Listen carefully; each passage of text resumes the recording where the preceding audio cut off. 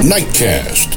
Stephen Lloyd Gilbreth brings you the current news from the world today and how it relates to Bible prophecy. Understanding the end-time events leading to the peaceful world tomorrow. Ladies and gentlemen, Stephen Lloyd Gilbreth. Good evening, friends, and welcome to this December 14, 2014 edition of Nightcast. Our opening story tonight, we do have the news out of Sydney, Australia, by the way, with the lone Arab gunman who has taken a whole restaurant full of people hostage. I'll have the reports on that after we cover some adverse weather around the world.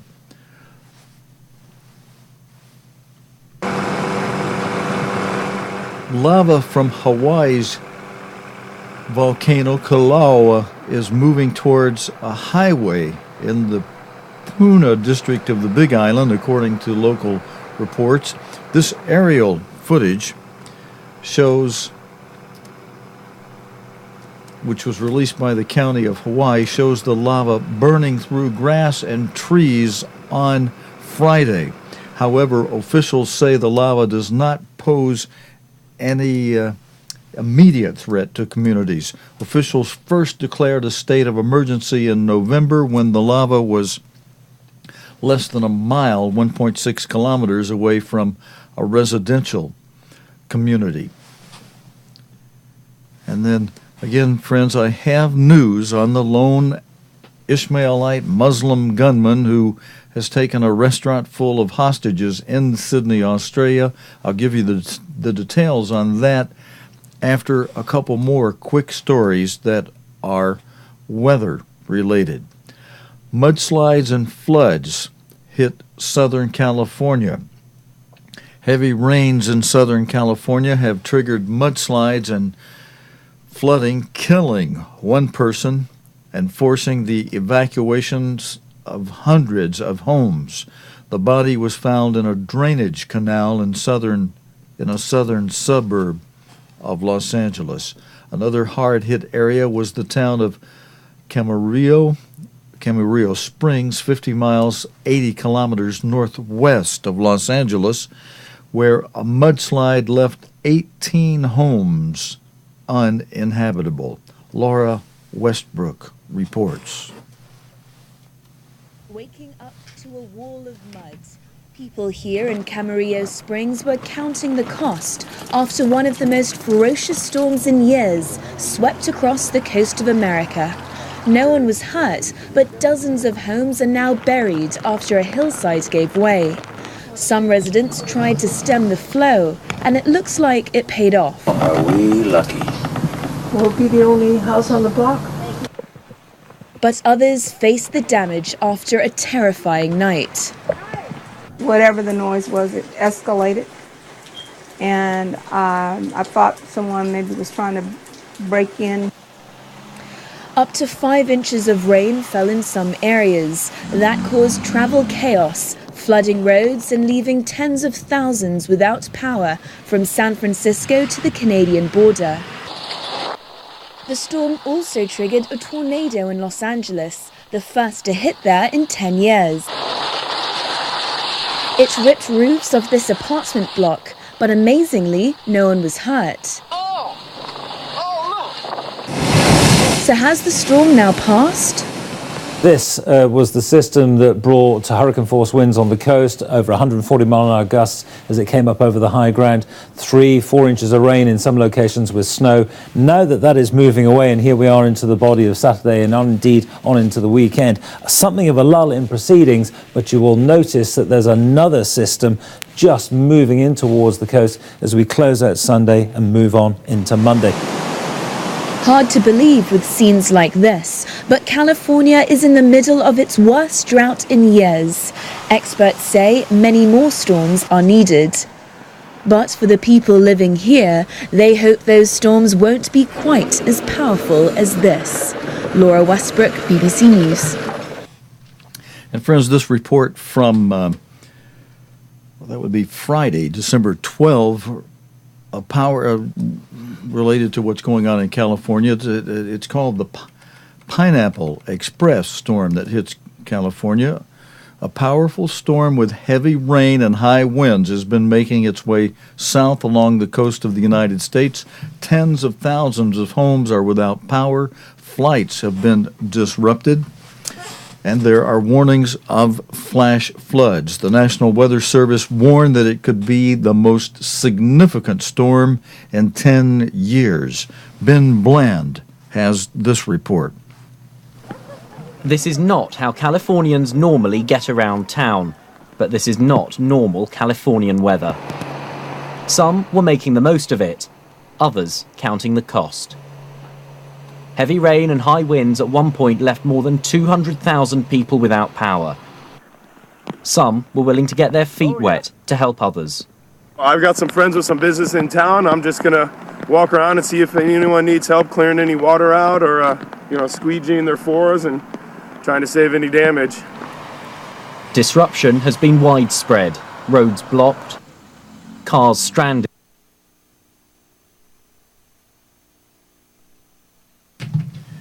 And friends, there is more video on this. However, the video just all of a sudden stopped playing. I hope that's not an indication we're going to have some problems tonight. But while that's, it may start back up. So if it does, we'll let the story play out. But I'll tell you, while that's going, at least one gunman has taken several people hostage at a cafe in the Australian city of Sydney. Pictures on Australian television show at least 3 people with their hands up against a window and a black flag with Arabic writing. Hundreds of armed police have sealed off Martin Place in Sydney's central business district. And I believe we do have a video report on this. Martine Croxall reports on what is known about the incident. The incident is unfolding in Sydney. Pictures that have been shown on local Australian television showed people with their hands up against the window of a cafe in Martin Place, which is in the central business district, right in the heart of Sydney. Some suggestions that there may be more than one gunman involved. There has been a suggestion that 2 gunmen are holding these hostages.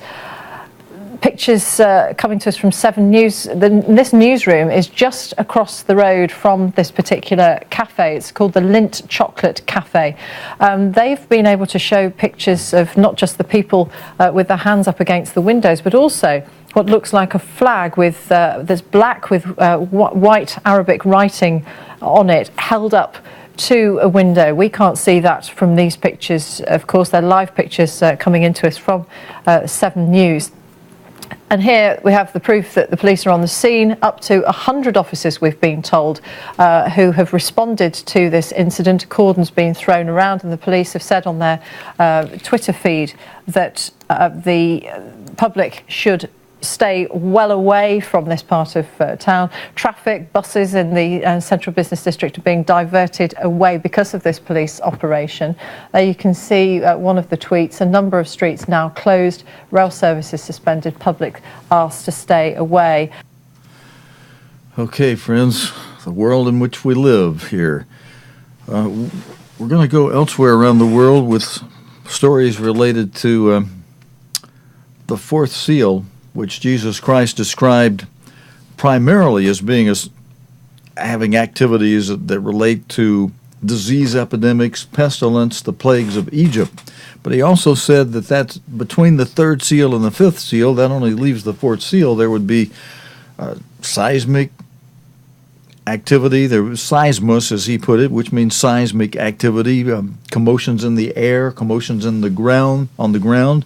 And Christ also said, as Mark recorded it in the 8th verse of chapter 13, Mark 13, verse 8, Christ said there would be terike, disturbances, troubled waters, both literally and figuratively in the sense of mobs and seditions, and trouble, just general trouble, but not the mega trouble, not the great tribulation, which is the fifth seal, the next major event to happen in prophecy.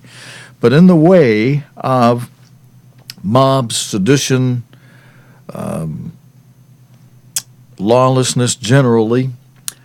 Haitian Prime Minister Laurent Lamothe has resigned after weeks of violent anti-government protest.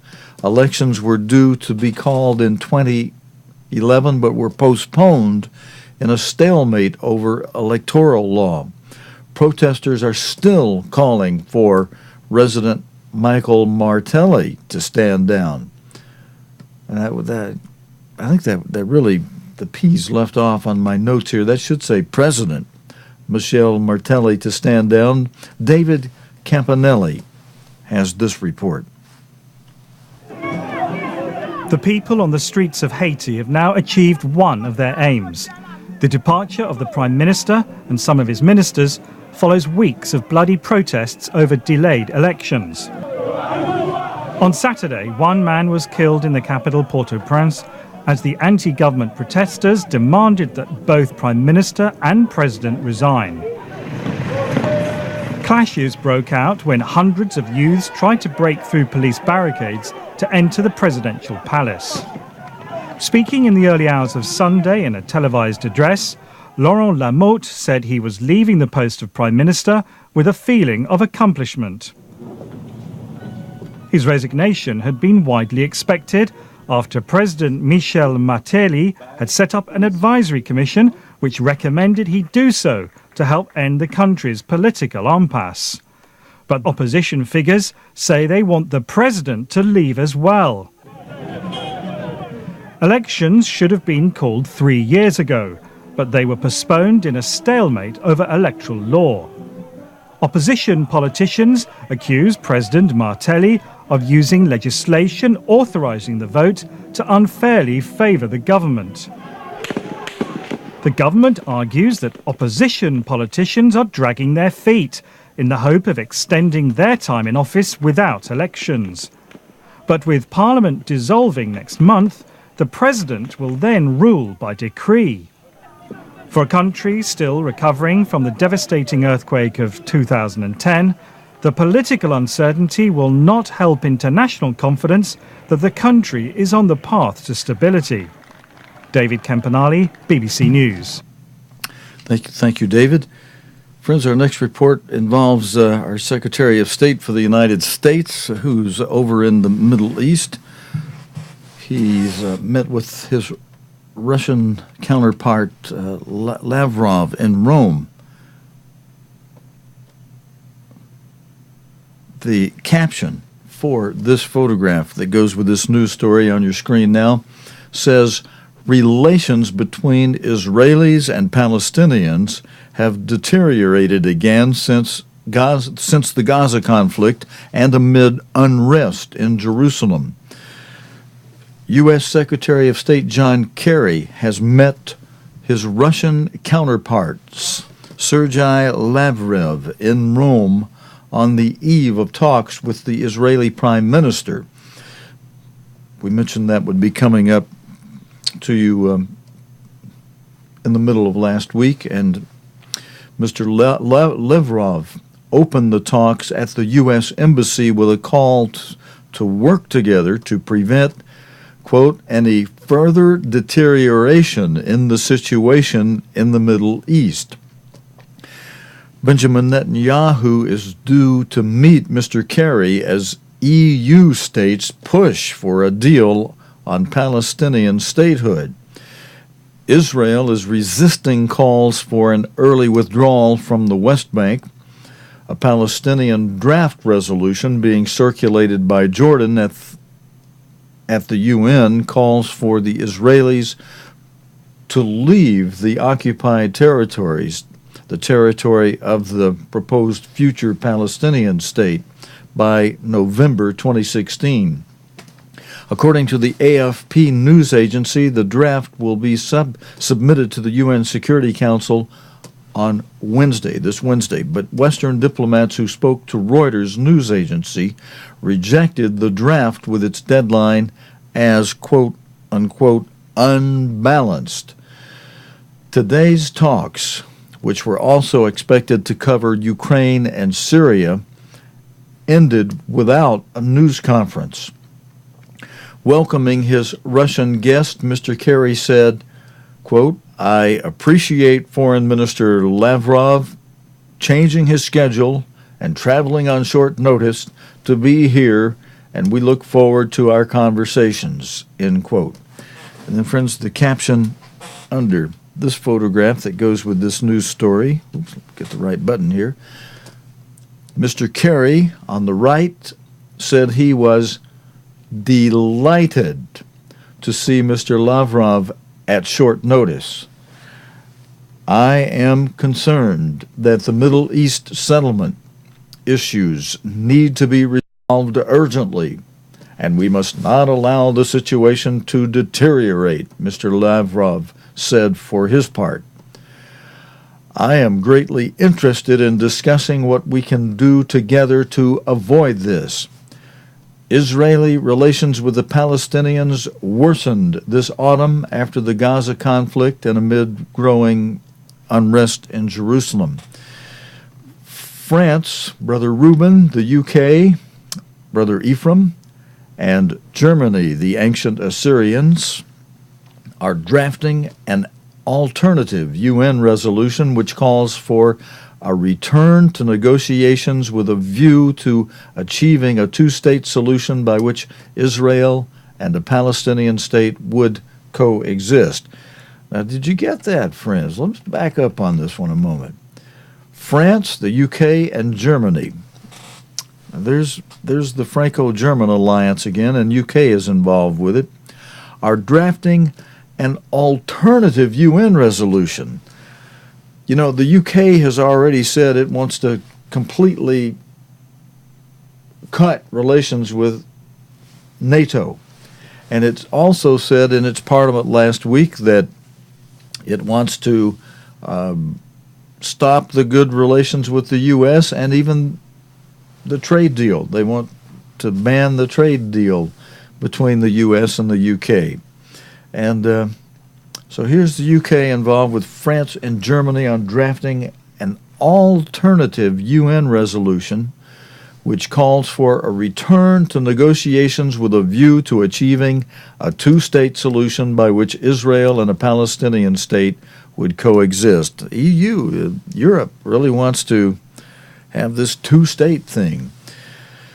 Mr. Netanyahu said today that pulling out of the West Bank and East Jerusalem now would bring, quote, Islamic extremists to the suburbs of Tel Aviv and to the heart of Jerusalem.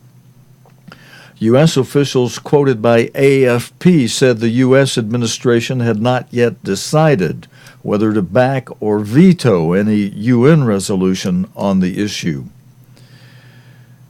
And then, friends, out of Turkey, this news today.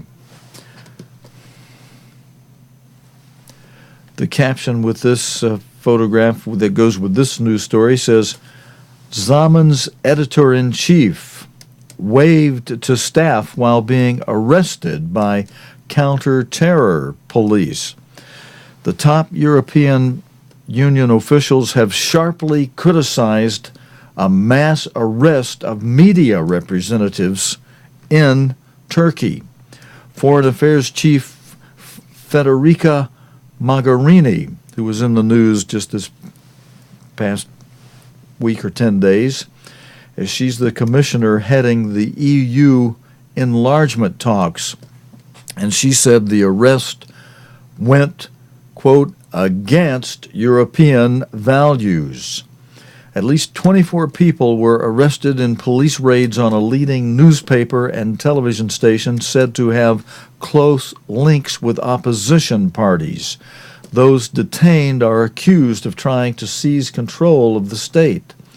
The Zaman newspaper and the Samanyolu television channel both have ties to U.S.-based Islamic cleric Fethullah Gulen, the spiritual leader of the Hizmet movement. A former ally of Turkish President Recep Tayyip Erdogan, Mr. Gulen, who lives in self-imposed exile, is accused of running a quote, parallel state within Turkey. In a statement, Ms. Mogherini and EU Enlargement Commissioner Johannes Hahn said any move towards EU membership depended on, quote, full respect for the rule of law and fundamental rights. The raids and arrests are incompatible with the freedom of media, which is a core principle of democracy, the pair said in a statement. We expect that the principle of presumption of innocence will prevail and recall the inalienable right for an independent and transparent investigation. And then the caption with this next photograph that's part of this news story, friends, reads, Recep Tayyip Erdogan left and Fethullah Gulen on the right were once close allies. The raids come days after Mr. Erdogan pledged a fresh campaign against Mr. Gulen's supporters. Journalists, producers, scriptwriters, and an Eastern Turkey police chief were all arrested. Among them, the editor-in-chief of Zaman newspapers and the chairman of Samanyolu television. Staff at Zaman reported on the incident as police mounted a raid this morning on their offices, a Sunday morning raid. Staff and supporters held placards and chanted, quote, free press cannot be silenced. Editor-in-chief Zumantli smiled and studied police documents before being led through the newspaper's headquarters to applause from staff crowded onto balconies. Let those who have committed a crime be scared. We are not scared, Mr. Dumanli said as he was led into a waiting police car, according to Reuters. Now, I have an analysis on this, friend, by Mark Lowen from the BBC News in Istanbul, and it's a pretty good analysis, I think. I'm going to read it to you. It says, the timing of these arrests is not coincidental. It's almost a year to the day since the biggest corruption scandal in Turkey's modern history exploded. Recep Tayyip Erdogan, then Prime Minister, now President, was targeted along with his inner circle. 4 ministers were forced to resign. It was widely believed the government would not survive. Extraordinarily, Mr. Erdogan managed to turn it around, declaring war on what he called a parallel state. Followers of his one-time ally Fethullah Gulen, who he said were plotting a coup. He fired thousands of police officers and prosecutors.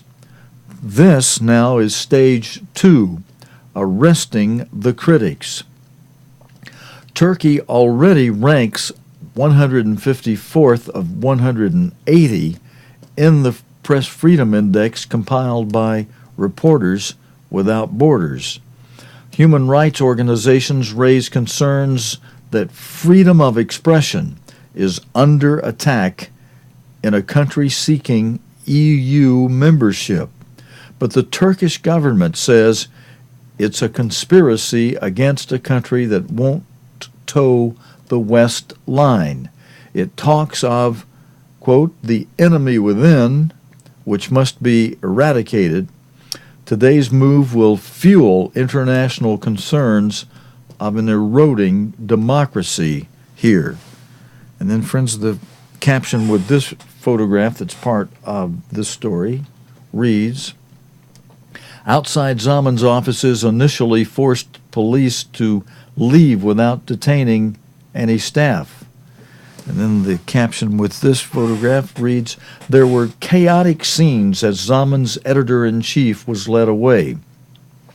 The chairman of Samanyolu Television, which also has links to Mr. Gulen, was detained in a separate raid in Istanbul. Hidayet Karaka told reporters the operation was a disgrace for Turkey. And that's what he said before his arrest. Sadly, in 21st century Turkey, this is the treatment they dish out to a media group with tens of television and radio stations, internet media, and magazines. The English edition of Zaman quoted him as saying, Kemal Kılıçdaroğlu, the leader of Turkey's main opposition party, called the raids a coup. Staff at Zaman had been expecting the raid after details of the swoop were leaked by a Twitter user known as Fuat Avni, who has previously leaked advanced details of police operations. And friends, here is an outline of the Hizmet movement. Hizmet, which another term for service, is the Turkish name for what is commonly known as the Gulen movement. So in the Turkish language, Hizmet means service. And it's the Turkish name for what is commonly known as the Gulen movement. The movement is inspired by teachings of Islamic preacher Fethullah Gulen, who lives in exile in the U.S. Mr. Gulen is a mainstream Sunni Hanafi Muslim scholar influenced by Anatolian Sufism. There is no formal structure, but Hizmet followers are numbered in the millions, spread across more than 150 countries. First expanded into Central Asia after the Soviet Union collapsed in 1991. And friends, we have a story next that relates to the first SEAL.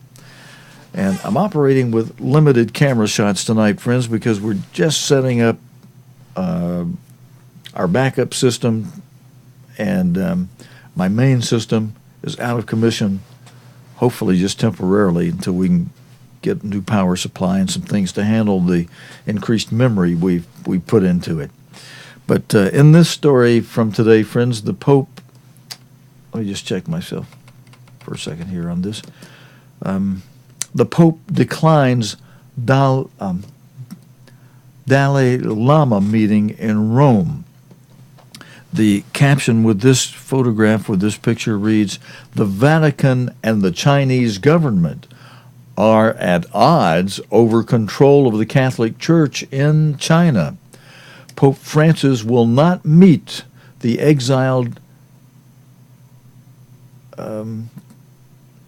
Tibetan leader, the Dalai Lama, because of the delicate situation with China," the Vatican says. The Dalai Lama, who is visiting Rome, had requested a meeting. A Vatican spokesman said that although the Pope held him in very high regard, the request had been declined for obvious reasons.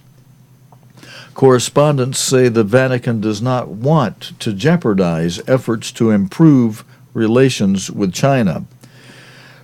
China describes the Dalai Lama as a separatist and reacts angrily when foreign dignitaries meet him. The Dalai Lama fled to India in 1959 after Chinese troops crushed an attempted uprising in Tibet. He now advocates a, quote, middle way with China, seeking autonomy but not independence for Tibet. He was awarded the Nobel Peace Prize in 1989. Pope Francis obviously holds the Dalai Lama in very high regard, but he will not be meeting any of the Nobel laureates, a Vatican spokesman said. He added that the Pope would send a video message to the conference. A spokesman for the Dalai Lama said he was disappointed at not being able to call on, and I'm quoting the news story, friends, quote unquote, His Holiness the Pope. But he does not want to cause any inconvenience, end quote. And then the photograph, the caption for this photograph that goes with this story, friends, reads, "The Dalai Lama," pictured here, won the Nobel Peace Prize in 1989. And then, friends, I have an inset outline here. It says Catholicism in China. There are more Catholics in China than members of the Communist Party. About 100 million Catholics to only 87.6 million party members. Analysts say that by 2030, there may be more Catholics in China than any other country in the world. Christianity in China goes back to the 7th century, but many have been forced to practice in the underground illegal churches. There are many restrictions for the official church, such as the requirements to register all church buildings with the government and being unable to recognize the authority of the Vatican. Analysts say the Vatican and China are at odds over control of the Catholic Church in China. The Chinese Communist Party oversees an official community known as the Patriotic Association, and believed to number about 12 million people, but there's also a much larger underground church that is loyal to the Pope. A serious bone of contention between China and the Vatican is which side should have the final say in the appointment of bishops. A Vatican official said the Pope's decision was, quote, not taken out of fear, but to avoid any suffering by those who have already suffered, end quote. The last time the Dalai Lama was granted a papal audience was in 2006 when he met former Pope Benedict XVI. The Dalai Lama is in Rome for a meeting of Nobel Peace Prize winners. He was initially to be held in South Africa, but was relocated to Rome after South Africa refused the Dalai Lama a visa. The Vatican and China, again, friends, they're at odds over the control of the Catholic Church in China. And friends, I have now an update that's in on that situation we told you earlier tonight from Sydney, Australia. This image from the scene shows the flag being held up against one of the windows in the Lindt Chocolate Cafe. The flag bears the Islamic Testament of Faith in Arabic. At least one gunman has taken several people hostage at this cafe in the Australian city of Sydney. Police have cordoned off a large area of Sydney's central business district. This is happening, friends, right now as I'm speaking to you on the live video stream. People inside the cafe have been seen holding up a black flag with Arabic writing at the window. We showed you a picture of that here. Police are telling the public to avoid the area. Local media report the Sydney Opera House was evacuated after a suspicious package was found there. Australian Prime Minister Tony Abbott describes the hostage incident as deeply concerning. And then, friends, this photograph shows a picture that was tweeted, and a comment from that related tweet from a civilian in Sydney says, feeling is much like I remember during 9/11, during 9/11. Scary. And friends, out of the United States, there's some things happening I think we should be aware of. It's something that actually was written about long ago, decades ago, in a book by John Kenneth Galbraith, a book entitled The Culture of Discontent, or The Culture of Content, one or the other. And it talked about a time when those who were content because things were reasonably okay would eventually rise up, and there would be all kind of trouble in the United States in the way we're seeing it happen now. This story from, today's the 14th, Sunday, the story from Thursday says police have arrested, now this is from, what's happening in the United States has spread over to the UK. Police have arrested 76 people who were taking part in a mass protest at a major West London shopping center. An estimated 600 people were gathered at Westfield in Shepherd's Bush for the so-called die-in demonstration. Police said the arrests were made when a breakaway group assaulted security staff and damaged property. The protest was in solidarity with rallies in the U.S. prompted by the death of Eric Garner, a black man who died during an arrest in New York in July. And then out of the United States, this story is entitled Ferguson Protest, Thousands in Washington Civil Rights Protest. This is from today's news, friends. Thousands of people have marched through the U.S. Capitol, Washington, D.C. to protest against the recent killings of black people by police. Relatives of Michael Brown, shot dead in the Missouri town of Ferguson, and Eric Garner, who died being restrained in New York. We have video on this. I try to save some of my comments related to certain things in the video till afterward, but I want to comment before on this one, friends, because I know a lot of you who watch this program, and you know although there may be some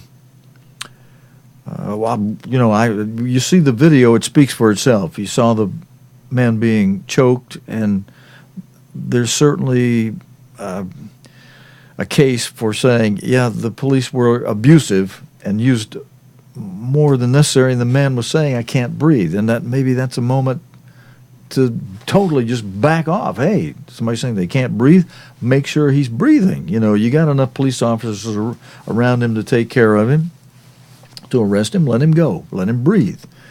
And that's a legitimate situation, it seems. But then the other one, there's video that showed that and I know some of you are not going to like my saying this, but there's video that showed that the Michael Brown guy was pushing a shop owner around after he stole something from the shop owner who just asked to be paid. And a much smaller guy than Michael Brown, and Michael Brown pushing him around with a belligerent attitude, as if the world, a chip on his shoulder, as if the world owed him something. And you know, that same attitude in front of the police officer said the man didn't have his hands raised. So the first start of this video is not persuasive to me at any. They're promulgating some of this based on a lie. That's my belief on it, that the guy did not have his hands up. Hands up, don't shoot. You know, and that actually is upsetting to me, that they would promulgate a lie. And that's what I believe it is. You're not going to convince me otherwise. I saw the video of the guy pushing the shop owner around after stealing something. I saw his belligerent attitude. I heard the young police officer who didn't want to shoot that man. and I believe the police officer in that particular case. And so, but this is in today's news, and in spite of the fact that I think it promulgates a lie in the first part of this video, I am going to share it with you, friends.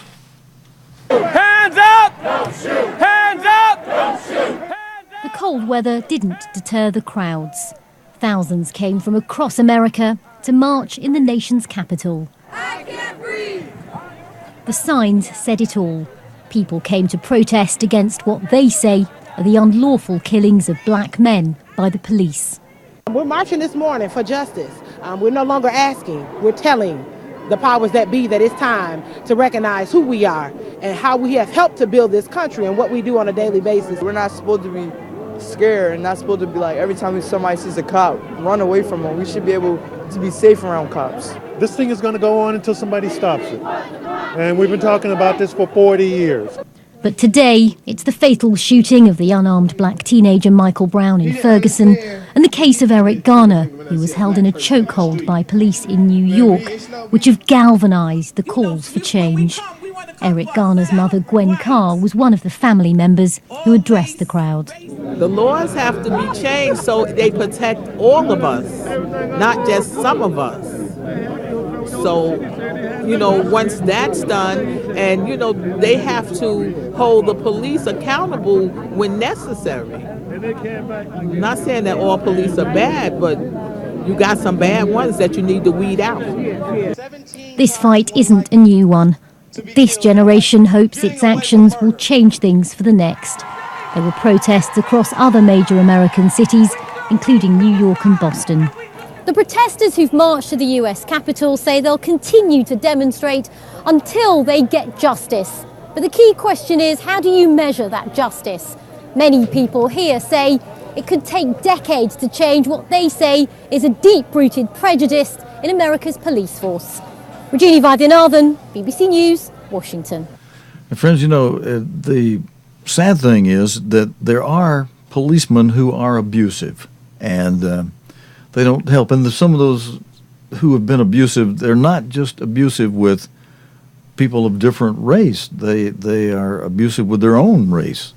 And I'm talking about certain white police officers I've seen be extremely abusive. And that's, unfortunately, it doesn't speak well for police. And so now you have people, and with an animosity toward any police. There's a good note that we can end our stories tonight on, friends. The OPEC has reiterated that it will not try to shore up the plunging oil prices by reducing production. That means prices will stay lower for a while longer. The decision has been made. Things will be left as is, said Abdallah Salem El-Badri, Secretary General of the oil producers cartel, speaking in Dubai.